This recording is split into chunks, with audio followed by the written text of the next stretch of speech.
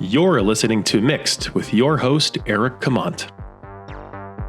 One thing that we're really proud of, over the years, I estimate we've built about 50,000 virtual environments in the last 15 to 20 years. So we are really experts in creating immersive content, making it interactive, making it really realistic and a high production value, and then understanding how to optimize it so that it runs fluidly across all these different device types, from mobile phones to headsets to powerful computers.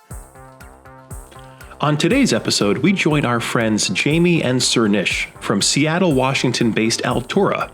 They take us on the journey that is their immense background in immersive solutions and how that helped make customers like Qantas and Walgreens successful with mixed reality.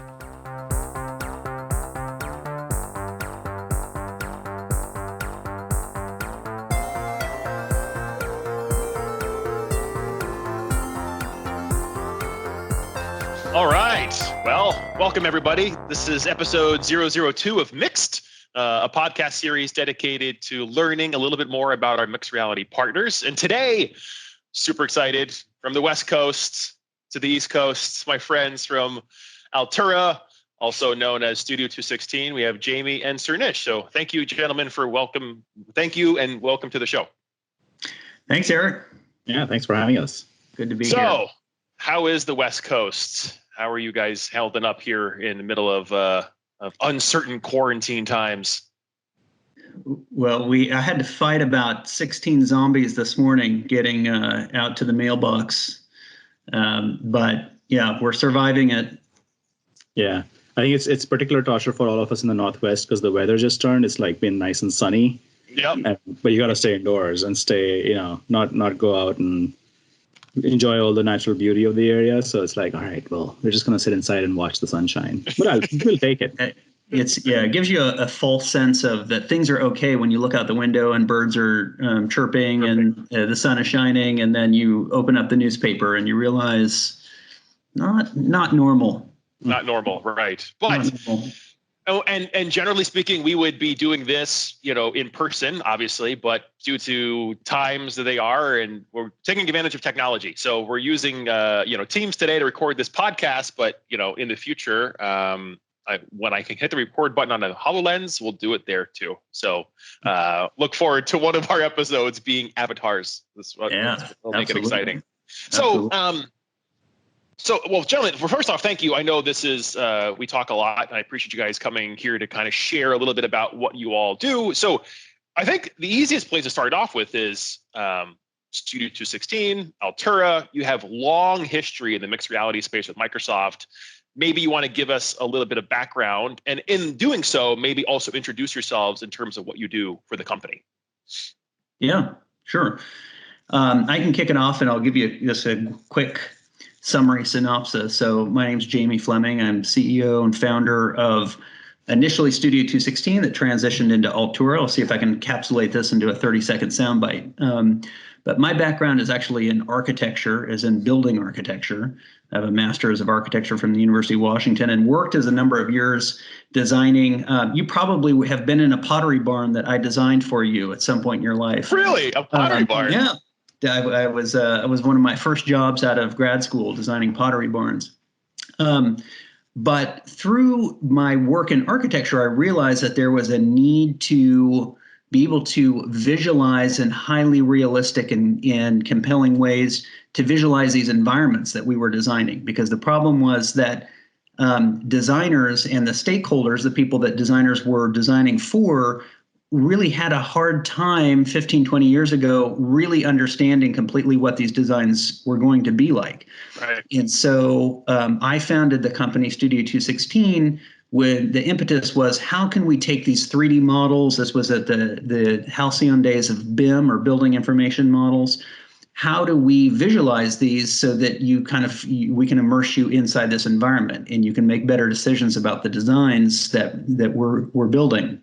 So over the years for our company, as the technology became more and more sophisticated, of course, when I started this company, 20 years ago, close to 20 years ago now, YouTube wasn't a thing, iPhones weren't a thing. And so suddenly all this technology was developing, and we had more and more interactive ways to view this content, like the accelerometer on a phone. Suddenly, as you move the phone around, you could actually look at different parts of a building. And so we just kind of kept building on the technology side. Got an early start in VR, building these environments out in a more immersive way. And it was through that work that Microsoft actually saw us presenting at a conference, and came kind of in the back of the room, said, "Hey, we're working on this cool new product. Are you interested in coming in and building software for it?" And kind of representing the architecture, engineering, construction vertical. And that just kind of got us on this speedboat of mixed reality train. And we haven't looked back since. And we can get more probably. I'll spend 45 minutes of this podcast telling you the whole history of kind of what we're doing now, but I'll just leave it there for the moment, and I'll let Surneesh introduce himself. Yeah, no, thanks, Jamie. That's a great backgrounder. So my name is Surneesh Nirula, responsible for business development at Altoura. And I've spent my entire career in technology. So I joined the company in 2018.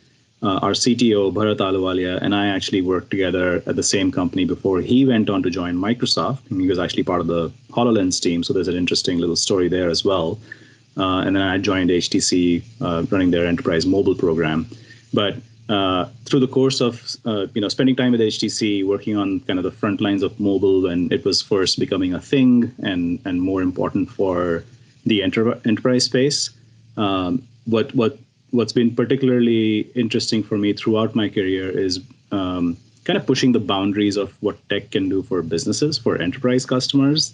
And I think that's what really was very, very appealing to me about Altoura, because while Jamie and his team started out in the AEC space, I think we've kind of blown that wide open with the product now, because Altoura is today kind of it's an XR platform that lives on Azure. And solves for multiple use cases. I'm sure we'll get into more details later. So that was particularly exciting for me to kind of join this company that's doing so much, and thanks to the partnership with Microsoft, right? Like the doors that have been opened for us through the relationship with Microsoft, including work for Microsoft itself. Like we're particularly proud of the work we're doing for the facilities group around the Redmond revamp, but for multiple campuses around the world. It's tremendously exciting to kind of be in that seat and work with such a great partner and bring these solutions to so many interesting customers across the world. That's awesome. And yeah, thank you. You guys have been nothing but fantastic to work with. And I always think it's fun because Jamie and I have worked together for 5 years now. And I always thought it was super cool. The weird Jeopardy history of how you became Studio 216 always kind of made me smile. It was what is it, like named after the room or something? You guys started the company or something? Yeah, that's exactly right. In grad school, back then, University of Washington was much more liberal with its policies, and I got summer gigs doing design work in between, the academic years, and I asked the University of Washington, "Hey, could we set up in a studio and I could run a little atelier, a little design shop in there?" And I had a few of my buddies come in and work for me. And they said, "Yeah, Studio 216, the room 216 is open. Why don't you take that room?" And we said, "All right, that's great." So we set up shop there all summer, and we ended up doing that each summer when I was in graduate school as a 3-year program. And so that name just kind of stuck. The idea of Studio 216 was where it all was born. And then to take the naming convention of the obvious, went from Studio 216 to naming your company after the product you built. So you've now moved to Altoura and be like, hey, why not? Oh, right. So just to confuse everybody, once they got to know us as Studio 216, we thought, well, we better shake things up a little bit, keep it fresh. But last year, the name really is a product of last year. We took venture capital and raised money to invest in the software capabilities in our software solution. So as part of that, we rebranded the company as Altoura to reflect the name of our software, which is Altoura. Yep, fantastic. So For those of you who are confused now, Altoura, you should refer to them going forward as Altoura, although we have that legacy history. And again, if you ever get to Jeopardy one day when you guys become a multi-billion-dollar company and it's like, Altoura once was known, how were they named? You enter the room that they were made up. The triple word score. I hope so. But you bring up a good point, Eric. A lot of people do still think of us as Studio 216, and we actually still refer to the part of our company that produces all of this immersive content as Studio 216. And that's one thing that we're really proud of. Over the years, I estimate we've built about 50,000 virtual environments in the last 15 to 20 years. So we are really experts in creating immersive content, making it interactive, making it really realistic and a high production value, and then understanding how to optimize it so that it runs fluidly across all these different device types, from mobile phones to headsets to powerful computers. That's really our sweet spot when people come, and it's why we've done a lot of work for Microsoft, the entire Redmond campus, all these new buildings. Our ability to create that entire campus as a federated model, show all of those buildings, and then be able to put them into HoloLens is no small feat, I'll tell you that. But that's kind of where we shine, in these big, hairy, complicated environments, figuring out how to create that digital twin and make it immersive and interactive.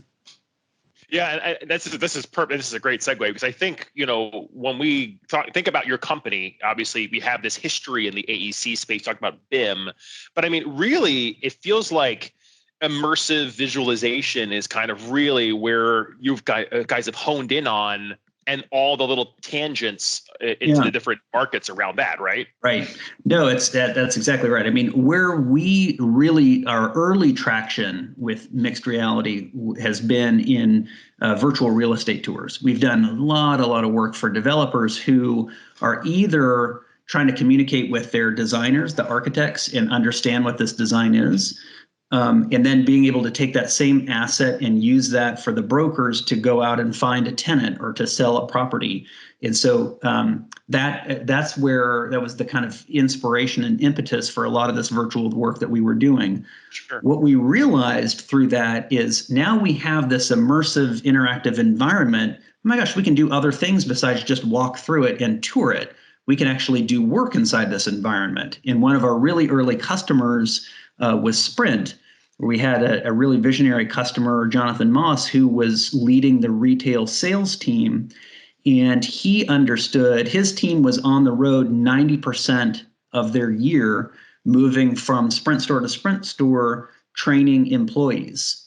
And Jonathan had the idea, why couldn't we train inside a virtual Sprint store where I could let my employees pick up products, role play with customers, teach them what the flow is like through the store. Why can't we do this inside a digital environment? And we were presenting actually a totally different concept to Sprint, the Sprint team at the MTC down in Atlanta. And Jonathan was in the audience and said, hey, could we do training inside this model? And we said, well, I don't know why we couldn't do training in it. It's a great idea.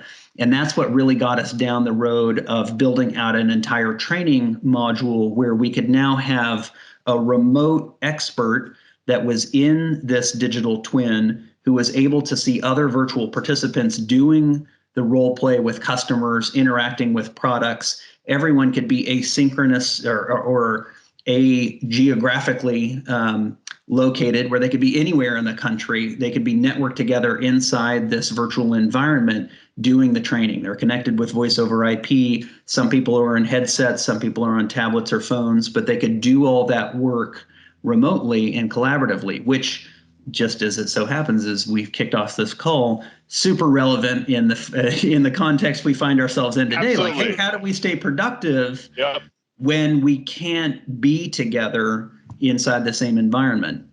I'll give you one other really quick, let me just build on that really quickly, and I don't want to steal all the airspace of this podcast.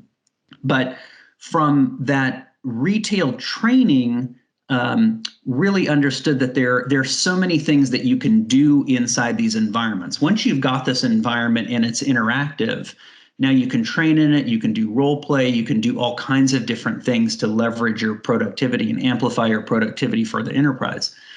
I want to just point out really quickly another really cool customer that we have, which is Qantas Airlines.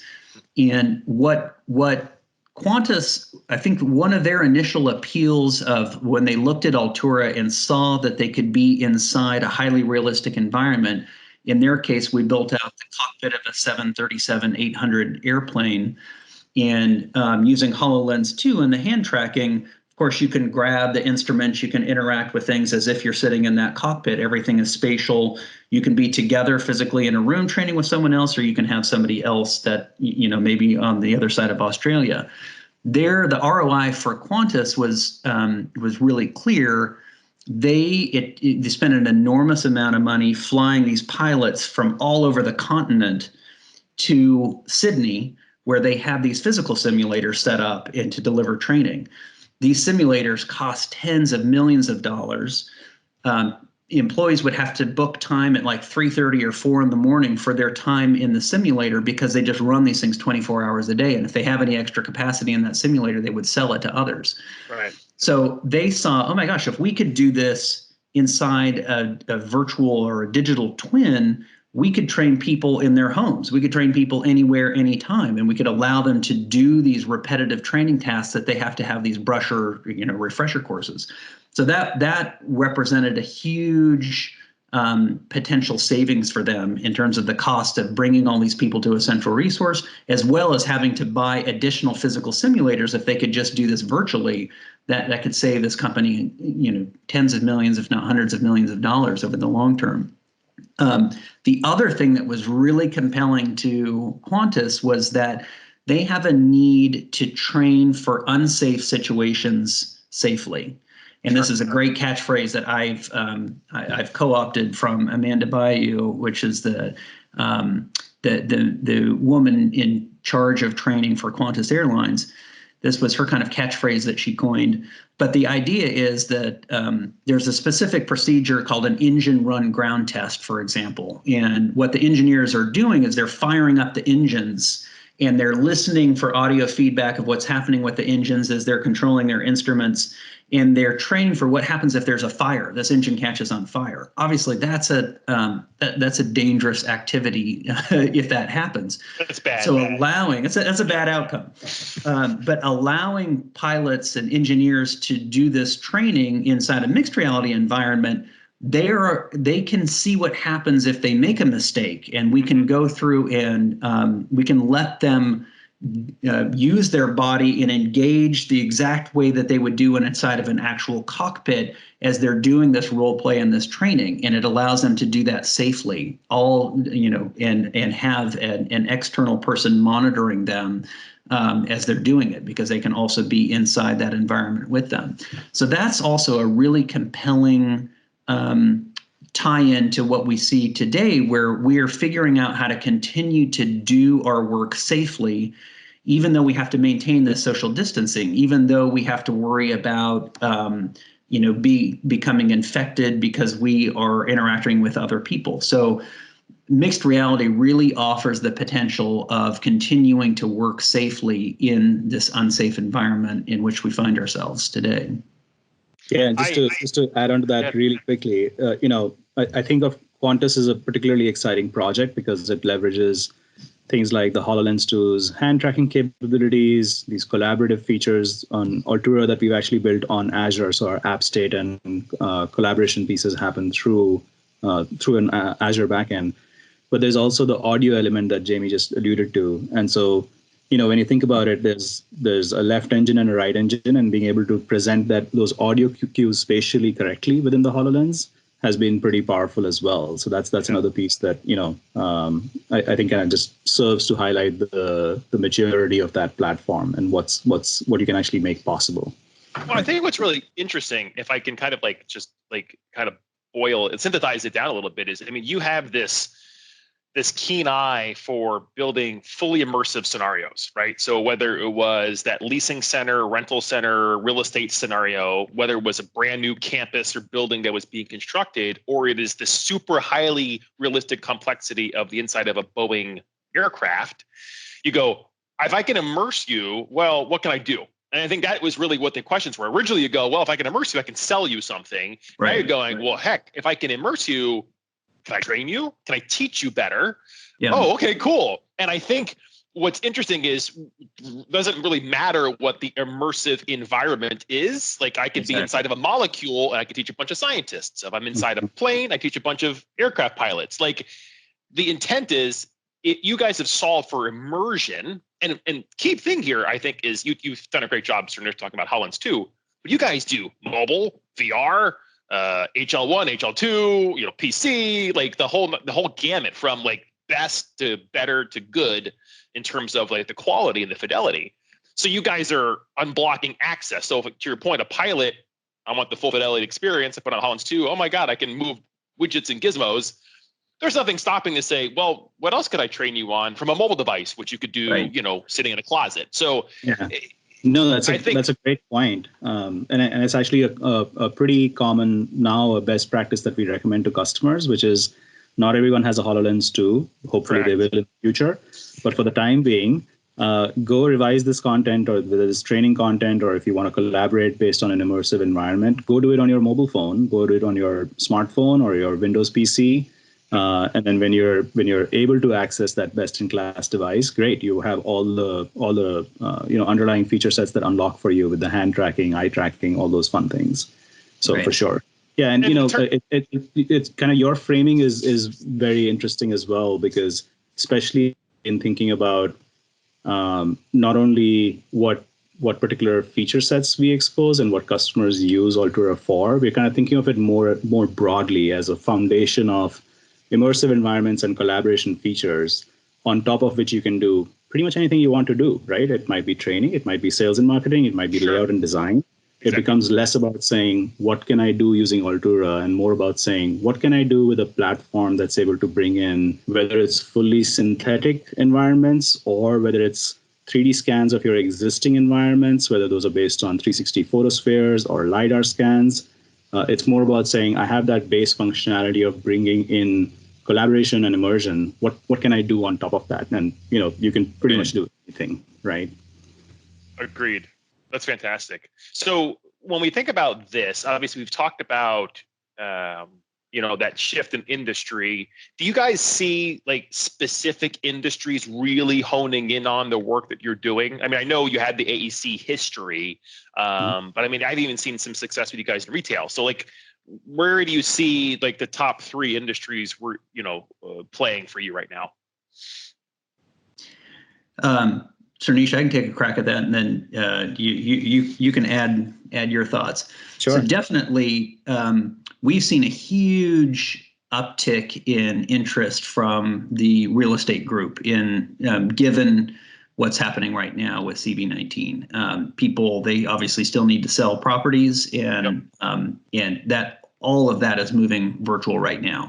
And thankfully, in a scenario like that, we already have statistics that virtual tours accelerate leasing and sales activity by over 40%. So that's already a thing that has traction and is moving forward. So that's not a difficult conceptual jump for people in the real estate industry to move towards virtual tours.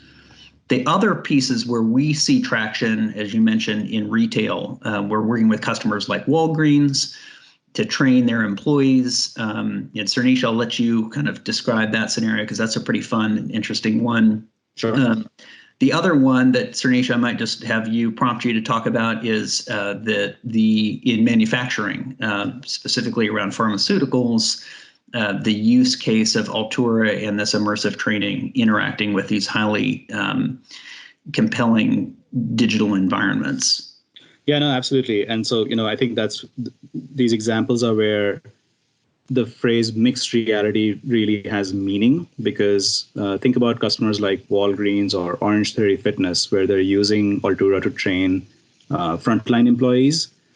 And so, typically in those scenarios, you either have a classroom setting type training or an offsite training, if you will. Yep. So they're pretty straightforward. You can have a HoloLens on.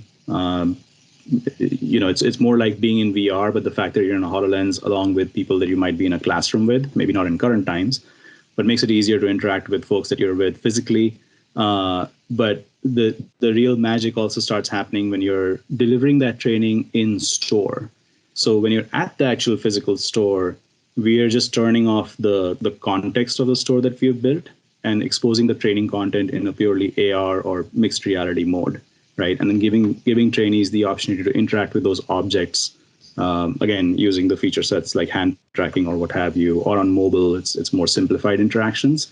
Right. But imagine being able to, so, Walgreens is particularly interesting because they're just underway with a joint venture with Kroger, where there's about 30 odd Walgreens locations in the country, in the middle of the country, that are carrying produce for the first time ever in Walgreens history. And so you have a need to train Walgreens frontline employees product categories that they've never experienced before, right? So you're having to teach someone that's been used to selling cosmetics, pharmaceuticals, the typical stuff you'd go into a Walgreens for. Now you have to train that same worker to basically refresh the produce stand and make sure they're removing overripe items. So one of the examples that we worked on initially was bananas. Like, go and sort the bananas and put the overripe ones into either dispose of them or put them in a clearance section, make sure the display looks good. And we built all that out in a HoloLens 2 environment. So that's particularly powerful. Same thing with Orange Theory Fitness as well.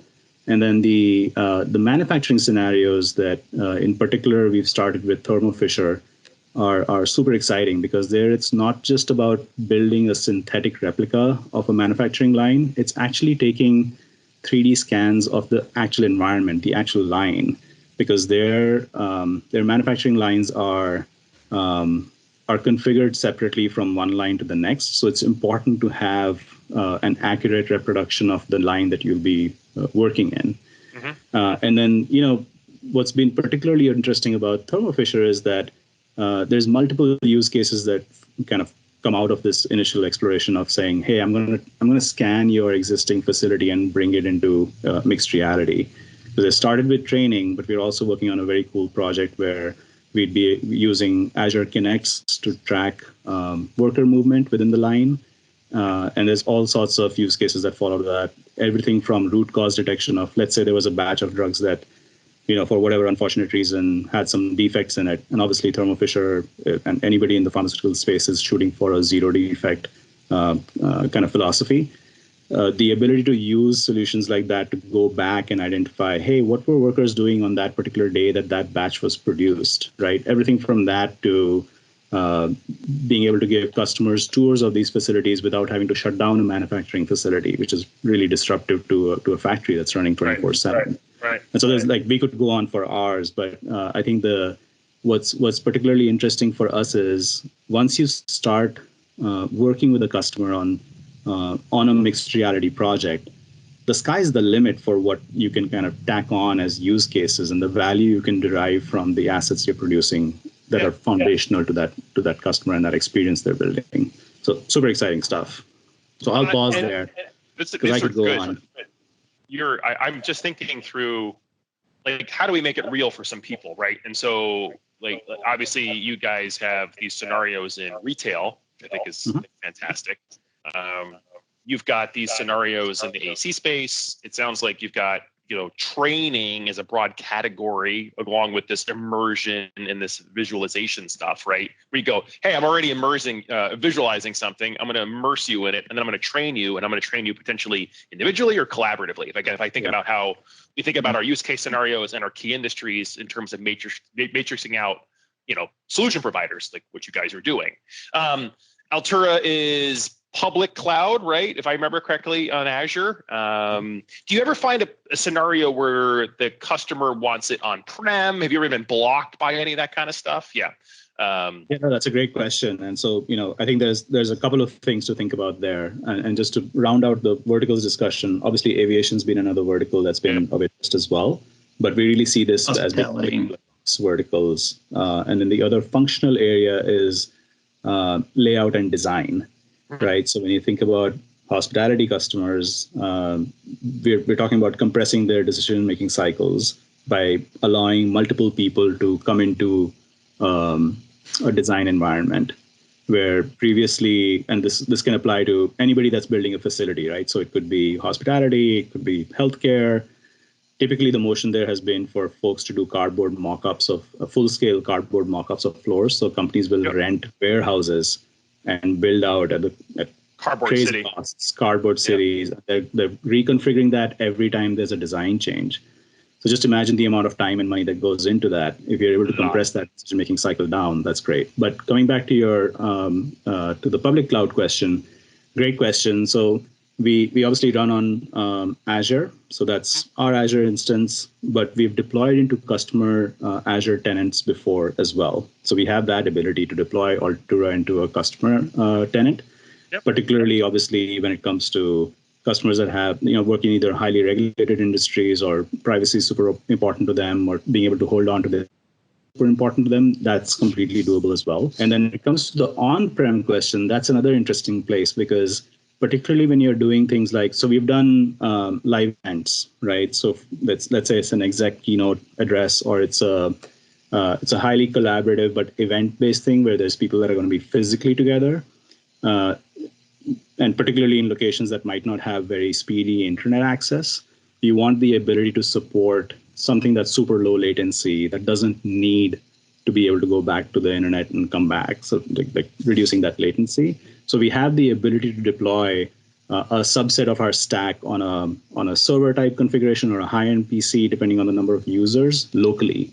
So you're just kind of eliminating latency. We make sure that the content is all cached on the devices. So we do support those scenarios. We've seen some other scenarios where things like oil exploration, where they want to use mixed reality as an operator guide. So the operator wearing a HoloLens that's kind of showing them in 3D space where the drill bit is going under the surface of the Earth. Similar scenarios there. Obviously, the local compute there is much more powerful than a high-end PC. It's probably a server rack that's sitting on site, but we have the ability to deploy on-prem in those scenarios as well. And I think that's awesome, because I think the key takeaway for me in a lot of this case is it's a platform, right? It runs really well today on public cloud, but hey, if we need to go snap it to the scenario for which we can get immersed, great, we're open to that. I mean, there's conversations about things like Azure Stack, but you go, hey, if you already got a major investment of servers on-prem because of your industry, let's go make use of that. I know the other thing too, you guys have been great. I know I talked about Bharat, give him his 5 minutes of fame for a moment. I mean, the guy used to work on our HoloLens team, so you hired the great developer, which is great. And then, you guys have been all over, beta testing every Azure service for mixed reality. I mean, we just announced public preview for remote rendering, I think a couple days ago. And I know you guys have been super involved in going, hey, again, if our core tenet is immersion and then all the things build on that, how do we make, it more immersive at 100 million polygons instead of 6, or whatever. And again, so I love the fact that you guys, everything I throw at Bharat, he's like, great, give it to me. He takes the ball and he runs down the field with it. So, it's great. And to me, that is what I think landed things like Qantas, landed things like Walgreens, landed things like, Orange Theory and other places. Skanska, I think, was the original case study back in the day with the leasing center. So I'm just there's lots of good examples in your key market areas, which I think is great. So, couple questions left, and then we'll close, which is, so if we're thinking about who to talk to, because again, I don't know anything about the real estate market. I'm not very good at that, or I'm not very good at, I don't know, I know aviation, but keep in mind, most people are focusing in technology. They're technologists, right? You guys come at this business, especially you, Jamie, not as a technologist. Yeah. Who should we be talking to? Like, how do we get someone of interest and translate that to somebody at Altoura? Yeah, no, that's a great question. My thoughts are we often have something to offer almost everybody. We do a lot of work on, for example, with these enterprises, their corporate campus, as they're redesigning their corporate facility, or maybe they have branch retail locations all over the U.S. We are working with customers like that on the real estate side.